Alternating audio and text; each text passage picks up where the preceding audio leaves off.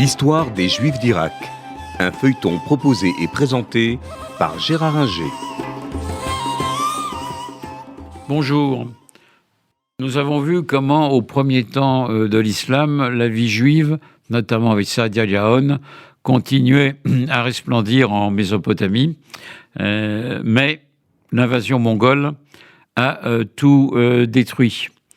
Les Mongols vont être remplacés très vite par les Mamelouks, qui n'ont pas de prétention intellectuelle particulière, ce sont des militaires, et s'ils laissent les Juifs tranquilles, ceux-ci peuvent exercer des professions artisanales et autres, avec le statut de dhimmi.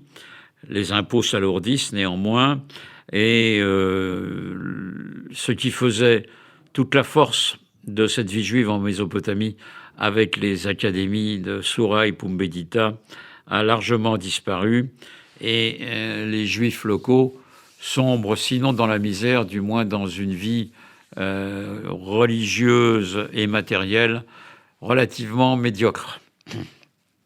En 1518, ce sont les Ottomans qui arrivent, avec Soliman le Magnifique, qui conquiert l'Irak.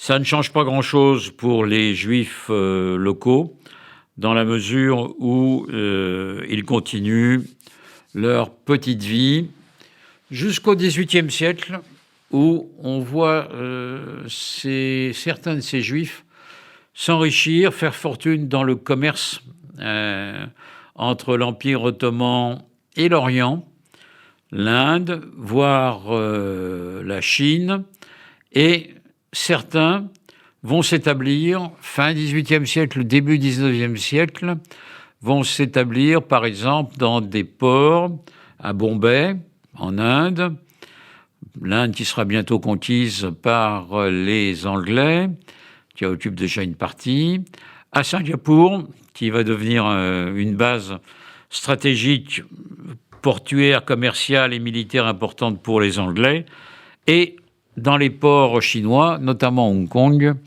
qui devient anglaise en 1842.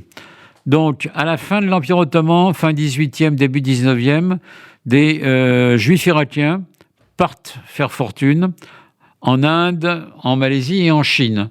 Le plus célèbre d'entre eux est David Sassoon, et un de ses fils qui font fortune et qui s'établissent dans toutes ces régions et viennent en aide à leurs coreligionnaires, soit ceux qui sont restés en Irak, soit ceux qui existent. En Inde, il y avait déjà des communautés juives avant eux, ou bien qui viennent s'installer, qu'ils soient européens ou d'origine Mitzraïm, à Singapour et à Hong Kong. Pour les Juifs restés en Irak, la fin de l'Empire ottoman n'est pas glorieuse, parce que si l'Empire ottoman essaye de se développer au XIXe siècle, il n'y parvient pas, et surtout pas dans les provinces reculées, comme l'est l'Irak à l'époque. L'Empire ottoman a sa capitale à Istanbul.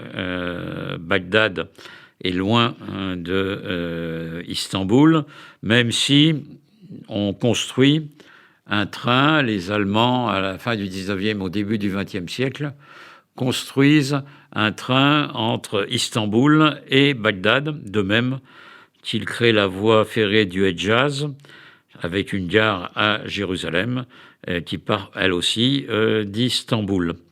Donc, les Juifs vivent modestement en Irak jusqu'à la fin de l'Empire ottoman, mais cette fin va modifier assez profondément leur vie, et je dirais même la compliquer sérieusement.